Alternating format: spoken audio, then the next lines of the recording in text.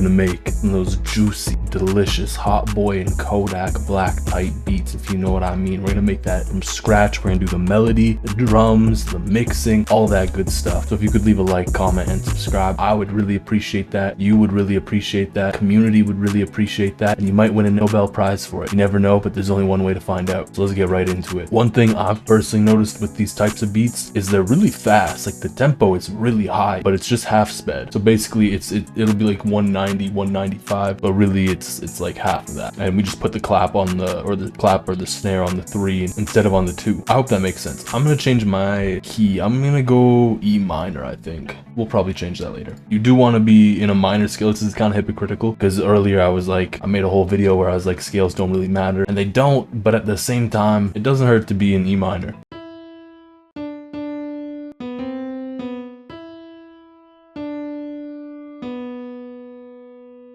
So just get some kind of root notes. It doesn't need to be anything too crazy. Keep it pretty simple.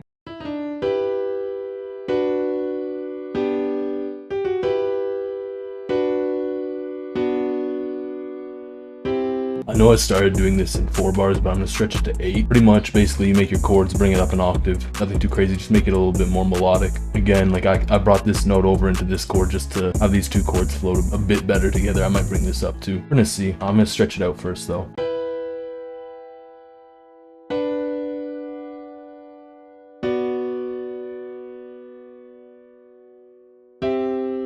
Again, you probably want to copy the bass notes of your chords and bring that down an octave. You don't need to have too crazy of a bass line, but you can get kind of funky with it if you want. You can play like the 3rd or the 5th of the chord. Typically that'll work out pretty well. Even the 7th sometimes if you really want to get crazy. But I'm gonna add some kind of top line.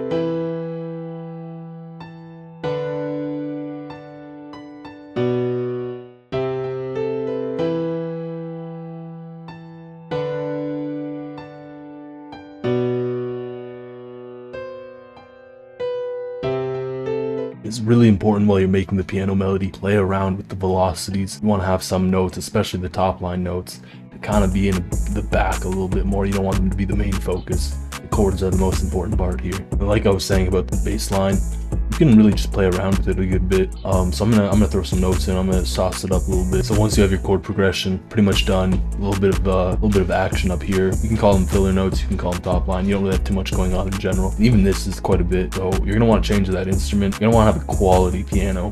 Quality pianos. There's a lot in Kontakt, Keyscape. There's a lot of quality pianos out there. You can get free ones too. I forget what they're called though. I mainly use Keyscape and Kontakt personally. Low key, I think Hybrid Keys is slept on. It's not good, but it's not bad. It's kind of clean, pending if you use a good preset. You can even make your own in here. It doesn't really have much that you can mess with. I use it often.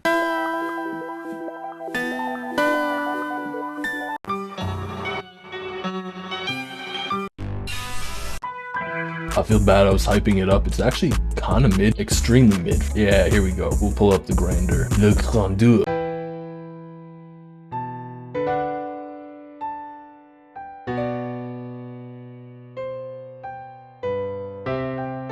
You're gonna want to strum your notes and then alt-R them, randomize them. So I feel like that lacks some depth. So I'm gonna just take these bass notes and then bring them down an octave again.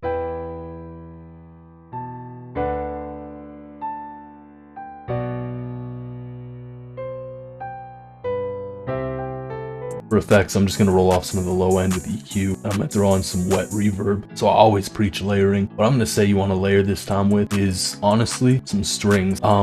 I would recommend Kontakt. Kontakt has some very good strings. Mainly for these kind of beats, I would say Kontakt because Kontakt has some very good, authentic sounding instruments a lot of the time. I'm gonna go with a violin, I think. I don't know if I want to go solo or ensemble. I'm feeling super French today. This is probably not a good violin sound. What you want to do is copy that in because we are layering. And then I'm gonna delete these bass notes here.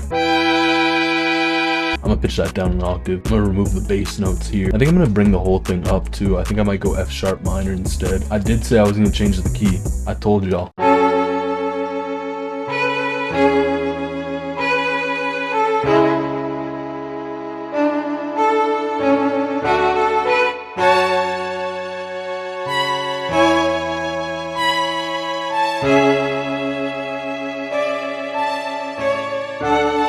I'm gonna mess around with the presets because Yeah, there we go. So yeah, you might want to take that top half, pretty much the chords and all that, and bring it up an octave, mainly just to give it a bit more high end. I'm gonna EQ this together, just like EQ slot, and make them kind of mesh together a bit better. I'm also going to bring down the volume of the violin a lot. The reason I'm bringing down this area is because I'm planning to have a vocal chop up there with Arcade. I hope this doesn't take too long to load. I'm not talking to my VSTs today. I expect greatness, and I hope they deliver greatness. Now we have the fun job of finding a line from Hooked that doesn't suck. Tell me what me. Oh, hey, do you hear me? Me only in my dream. So if y'all don't know, here's how you can halftime in Arcade. You just press these 3 beautiful dots, bam, go to speed, half. You can even double time it if you want. You can mess around with it more. I do like that vocal chop, pitch down a bit. And I'm gonna boost it around here still. There won't be too much going on there, but I'll also boost it there.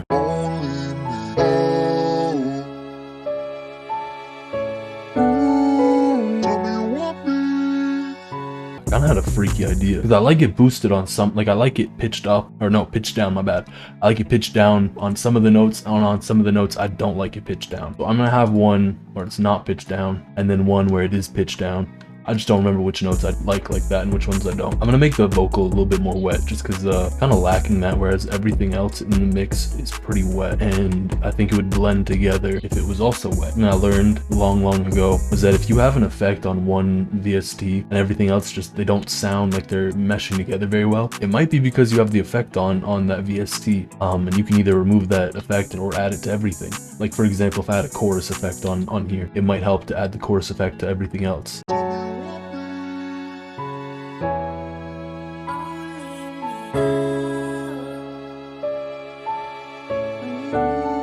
So I got the melody. Let's throw some drums on here. I have a drum kit in mind. I love this drum kit. I'm gonna throw the clap on the 3, like I mentioned earlier, just because technically this is like 95 BPM. Am I doing the math right? 90 times 2 is 180. Yeah, I'm doing the math right. Come on. So the hi-hat on this is gonna be a little different than your usual 2-step, because this is where you're gonna need to remember that you are actually kind of not at this BPM. You're just using that for simplicity's sake, or preference, because that's what I'm doing.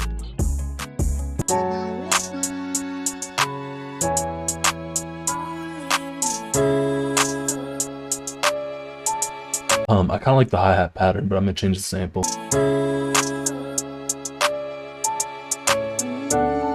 I'm just gonna go with the spins for simplicity's sake for 808.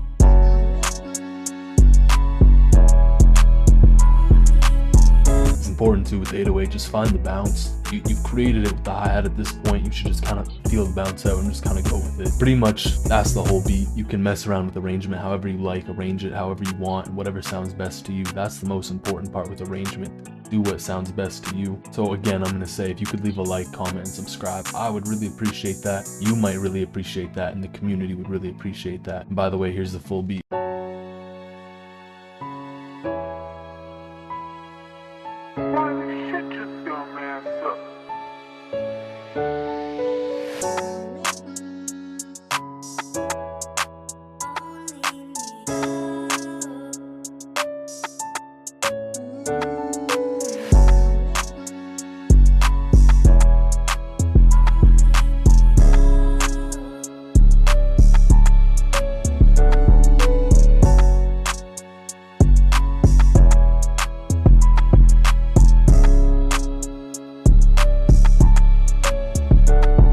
I'm wired right now.